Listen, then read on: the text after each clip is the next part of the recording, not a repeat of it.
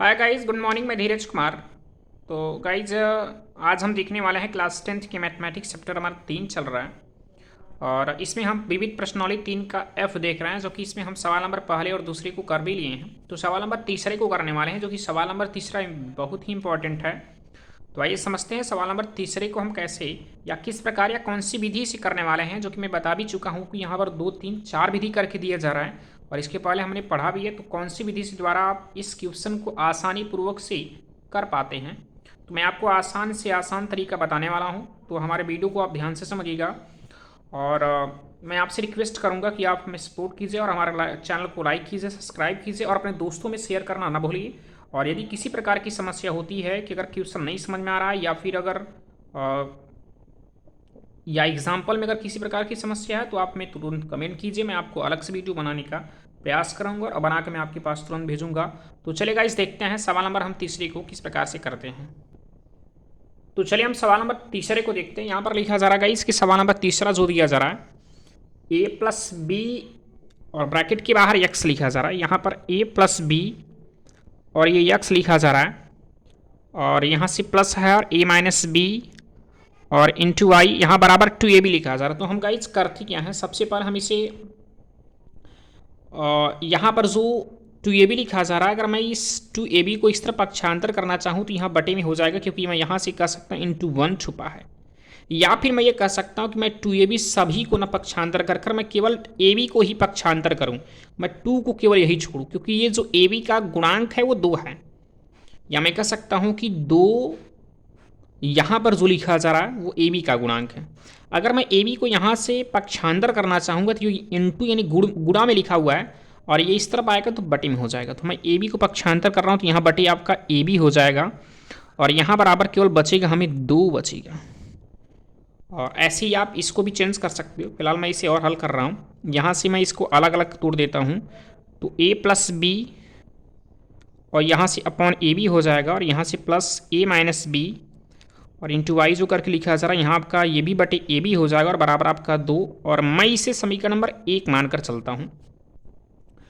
और ऐसे ही आप इस समीकरण को भी बदल सकते हैं। तो देखिए दिया क्या जा रहा है, ए प्लस बी और into x minus A minus B into आई। और मैं यहाँ ए बी जो लिखा जा रहा है, क्या मैं ए बी इंटू 1 लिख सकता हूँ क्या? क्योंकि ए बी का अगर हम गुणा 1 में करेंगे तो हमें ए बी ही मिलेगा। तो मैं इस ए बी को पक्षांतर कर लूँगा तो बटे में हो जाएगा और यहाँ पर 1 बचेगा। तो हम कह सकते हैं यहाँ पक्षांतर करने पर ए बी मिलेगा और यहाँ बराबर आपका 1 बच रहा है। और जैसे आपने यहाँ पर अलग अलग तोड़ा और सेम उसी प्रकार मैं यहाँ पर भी अलग अलग तोड़ने का प्रयास करता हूँ। तोड़ने पर देखिए में क्या मिलता है, A plus B into x upon A B minus A minus B और अपॉन ए बी इक्वल यहाँ हमें 1 मिल रहा है। इसे मैं इक्वेशन सेकेंड सपोज कर लेता हूँ। अब यहाँ पर गाइज हमें इक्वेशन फर्स्ट और सेकेंड जो कि मिल चुका है, तो हम यहाँ पर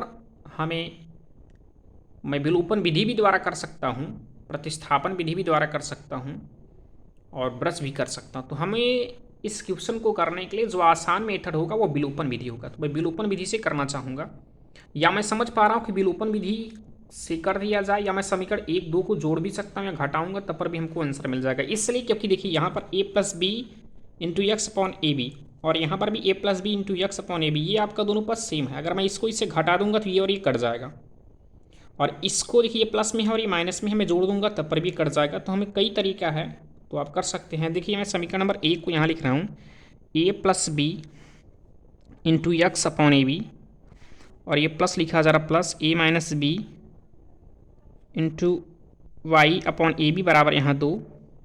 और इस समीकरण को मैं यहाँ नोट करता हूँ। तो नोट करने पर हमको क्या मिलेगा, यहाँ से A plus B into x upon A B और यहाँ माइनस का चिन्ह है, minus A minus B into I upon A B और बराबर आपको यहाँ से 1 मिल रहा है। अब समीकरण 1 और 2 को मैं हल करता हूँ। ये प्लस यहाँ पर है क्योंकि छुपा हुआ है, प्लस का उल्टा माइनस, ये माइनस का उल्टा प्लस और यहाँ प्लस का उल्टा माइनस। और आप देख पा रहे हैं गाइज, ये आपका माइनस और ये प्लस है, तो ये आपका कैंसिल आउट हो जाएगा क्योंकि संख्याएं समान हैं और चिन्ह विपरीत हैं। ये प्लस और ये भी प्लस, तो हम समझ सकते हैं कि जुड़ जाएगा, क्योंकि A minus B into I A B और A minus B into I into यहाँ बटे आपका ए बी है, ये एक बार है, ये भी एक बार, दोनों को ऐड करेंगे 2 बार हो जाएगा। 2 बार होने का मतलब 2 और कोष्टक में लिख सकते हो a minus B into I upon A B, और बराबर मैं इसको अगर इससे घटाऊंगा, 2 में से अगर 1 घटाऊंगा तो हमें 1 मिलेगा। हम यहाँ गाइज एक बार फिर से समझते हैं कि देखिए यहाँ से मैंने कहा ये चीज़ कैंसिल हो जाएगा और आप समझ पा रहे हैं, और ये चीज़ प्लस में है और ये भी आपका प्लस में, क्योंकि ये वाला चिन्ह नहीं लिया जाता है, तो ये प्लस में, तो ये भी प्लस, ये भी plus, plus plus plus plus का मीन्स, प्लस मीन्स होता है जोड़ना। तो यहाँ a minus B into I upon A B और a minus B into I upon A B, ये भी आपका ये एक बार है, एक बार ये है। अगर इनको हम जोड़ेंगे, क्योंकि जोड़ने का हमें यहाँ पर चिन्ह मिला हुआ है, जोड़ेंगे तो हमें मिल जाएगा 2, यानी 2 बार हो जाएगा क्या, a minus B into I upon A b यहाँ, और बराबर कर लीजिए, यहाँ बराबर का चिन्ह है। 2 में से अगर आप 1 घटाएंगे तो आपको 1 ही मिलेगा।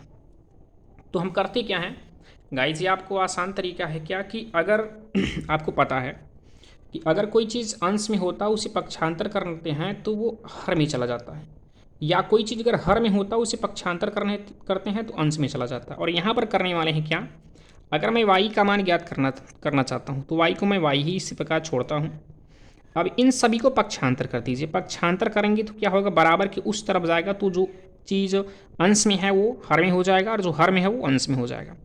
तो देखिए ध्यान से कि आप ये ए बी जो है वो हर में है, तो पक्षांतर करेंगे वो अंश में हो जाएगा, और बटे ये चीज़ आपका अंश में है तो ये हर में हो जाएगा क्या, 2, और कोष्टक में ए माइनस बी। तो यहाँ से हम कह सकते हैं कि y का मान हमें बहुत ही आसानी तरीके से मिल चुका है। तो यदि हमको y का मान मिल चुका है तो हम x का मान ज्ञात करने के लिए इस y का मान समीकरण नंबर 1 या 2 में रख सकते हैं। तो हम लोग करते क्या हैं कि y का मान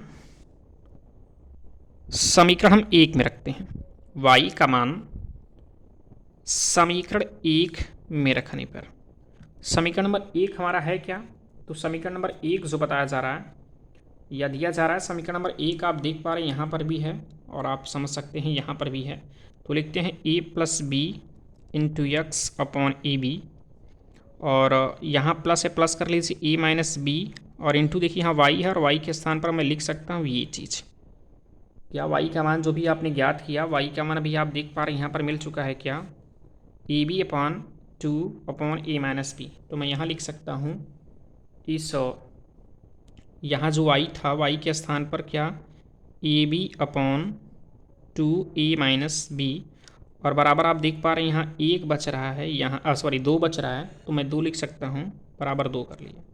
देखिए ए माइनस बी से ए माइनस बी कैंसिल हुआ, और इसके बाद जब मैंने a माइनस बी यहाँ से a minus B into y के स्थान पर ये लिखा और बटे यहाँ ए बी था, तो मैं बटे ए बी नहीं किया, तो यहाँ बटे ए बी भी कर सकता हूँ, और ये ए बी से ए बी भी कैंसिल हो जाएगा।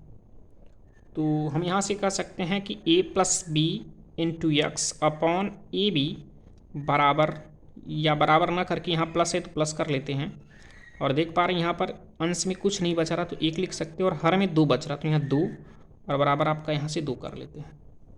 देखिए यहाँ से अंश में कुछ नहीं बच रहा तो आप 1 लिख सकते हैं, और हर में आप जब यहाँ पर 2 बचा हुआ तो आप हर में 2 लिख सकते हैं, यानी 1/2 बच रहा है।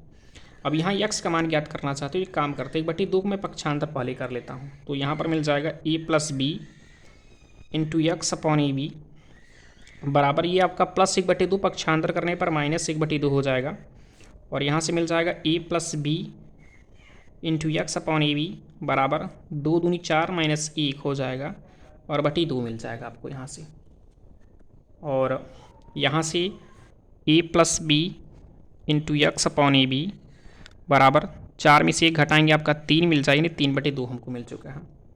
अब यहाँ से गाइज अगर हमें 3/2 मिल चुका है तो हम यहाँ से x का मान ज्ञात करना चाहते हैं, तो केवल x ही पकड़ते हैं और इसके बाद सब छोड़ दिया जाता है, मतलब सबको पक्षांतर कर लेते हैं, x को छोड़कर सभी को पक्षांतर कर लेते हैं। यहाँ पर ए बी आपका अंश में है उस तरफ जाएगा तो हर में हो जाएगा, और यहाँ सॉरी यहाँ हर में है और ये चीज़ अंश में हो जाएगा, तो यहाँ अंश में 3 था 3 कर लेते हैं, और ये भी ए बी इसके साथ हो जाएगा तो 3b हो जाएगा, अपॉन कर लीजिए, यहाँ 2 है 2 कर लीजिए, और a प्लस बी को मैं पक्षांतर कर रहा हूँ जो कि यहाँ पर अंश में है, और उस तरफ पक्षांतर करेंगे तो हर में जाएगा तो a प्लस बी बचेगा।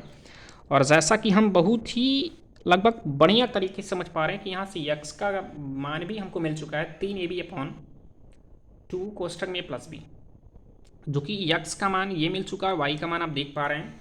तो आप एक बार फिर से वीडियो को देख सकते हैं यदि न समझ में आए। फिलहाल वैसे भी तो देखा जाए क्वेश्चन बहुत ही आसान था, विलोपन विधि था, और विलोपन विधि द्वारा आप लोगों ने इस क्वेश्चन को देखा, बढ़िया क्वेश्चन। तो अच्छा अब हम सवाल नंबर चौथे को अगले वीडियो में देखने वाले हैं, क्योंकि ये